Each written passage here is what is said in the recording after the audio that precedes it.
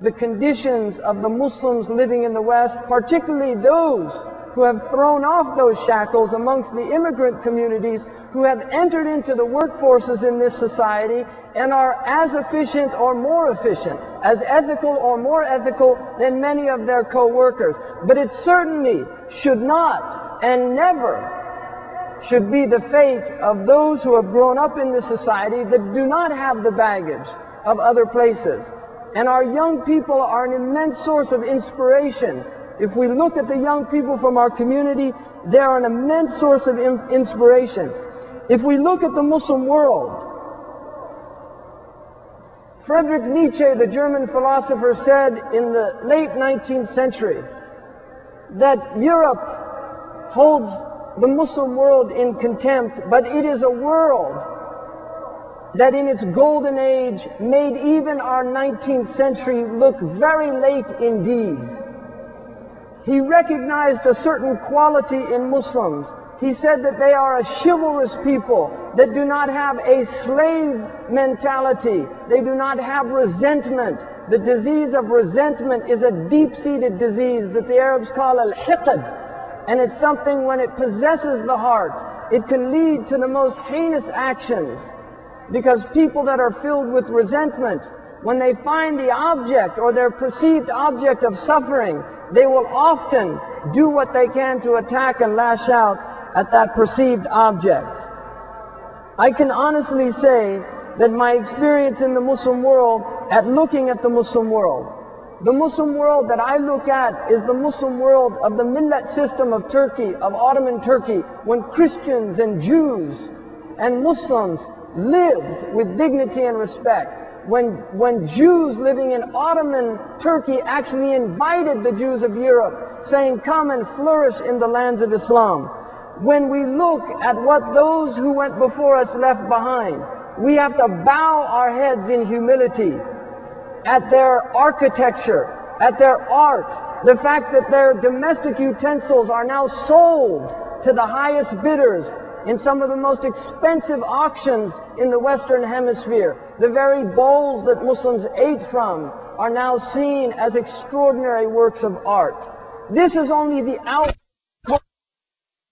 inward state, because the outward is only an expression of the inward. If the inward is beautiful, then beauty must manifest. وَكُلُّ وِعَاءٍ بِمَا فِيهِ يَنضَحُ. Every vessel from what it contains. In the Muslim community in this country, we have very serious questions that we have to ask. One of the questions that we have to ask is, why is it that so many Muslims have learned the worst of the Western civilization and failed to learn the best? Why is it that Arab television now competes with MTV? That now naked Arab women dance on television broadcasted from the capitals of the Muslim countries today, that compete with the worst and most degraded aspects of this culture?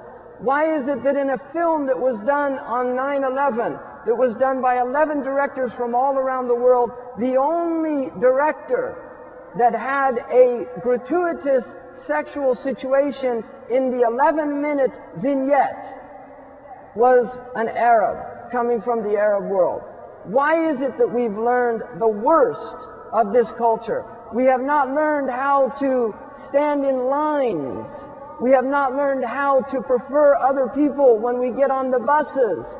We have not learned those basic civilizing forces that were so common in the Muslim world, and what we affectionately call adab, or courtesy. And our Prophet ﷺ said, "Adabani Rabbi fa-ahsana ta'dibi." My Lord has made me courteous, and what an excellent courtesy He's given me. And the Quran reminds us, وَإِنَّكَ لَعَلَى خُلُقٍ عَظِيمٍ. You are on a vast ethical nature. This is the nature of our Prophet. And like the poet Shawqi said, إِنَّمَا الْأُمَمَ الْأَخْلَاقُ مَا بَقِيَتْ فَإِنْهُمُ ذَهَبَتْ أَخْلَاقُهُمْ ذَهَبُوا. Civilizations are nothing other than their ethical nature. And when their ethics goes, the civilization goes with it. So we have to ask that. There are people that visit foreign countries and all they learn is the foul words of the language of that country. That is what they bring back from their visit. In the Muslim world now, we see Muslims dressing like Western people. We see them now increasingly eating like Western people. We see them driving the cars of Western people. We see them increasingly be entertained like Western people. And yet we don't see the same commitment to the standards of excellence that exist in the workplace, that exist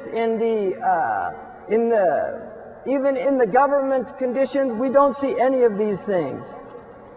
Unfortunately, the West has mastered form. But what the West so deeply lacks is content. The West has mastered form. And this is something that we as Muslims have to learn, but that form needs to be infused with the truth of what we know to be true, the principles that we live with. The Muslims are religion, follow a religion that's infused with celestial aspirations. We are celestial people. We are people of the stars. وَبِالنَّجْمِ هُمْ يَهْتَدُونَ. By the stars they are guided. The Prophet ﷺ said about Salman al-Farisi, لَوْ كَانَ الْعِلْمُ بِالثَّرَيَّ لَنَالُهُ رِجَالٌ مِّنْ هَذَا. If knowledge was in the constellation of Pleiades, there would have been people from this man's people who reached that knowledge. This was the aspiration that he was indicating, and this is a miracle of the Prophet ﷺ, because the Persians became some of the greatest scientists, some of the greatest scholars of Quran and Hadith. All of the great mathematicians that came from Persia, all of the muhaddithun, except for one amongst the great muhaddithun, came from Persia. We have to recognize that those who have migrated to this country have learned to function at some of the highest levels. Your skills have made you the envy of the workplace. Muslims are in the highest positions in managerial and in executive positions, and some of them own their own very successful businesses. We have become the doctors of this country.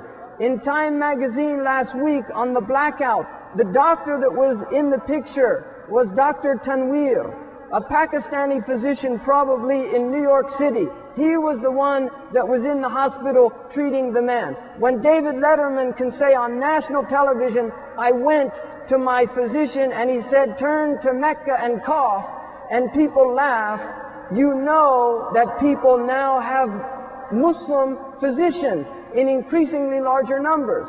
There are over 20,000 Muslim healthcare workers. And if you're willing to put your life in the hands of a Muslim doctor, and you think that Muslims are terrorists and desire harm for you, then you're a fool. It's as simple as that. But the people actually know that some of the most excellent doctors in this country are doctors from Pakistan and from and India and the Arab countries, Persia, some of the finest physicians. Really, this is something that we should be very proud of, but we should also ask ourselves an important question. How is it that a religion that has less than 2 million followers, and that is the sect of the Seventh-day Adventists, who are a Christian group, how is it that they have 3 teaching hospitals? And we as Muslims in this society have yet to produce one major Muslim hospital. Why is that? And I challenge the physicians in this room, I challenge you to do this. And there's Muslims that unfortunately will say you can't work with Muslims. And that's simply not true. That is from the devil. That is from the devil. Not only can we work with Muslims, we must work with Muslims. And we have to set aside our petty differences so that we can work with Muslims.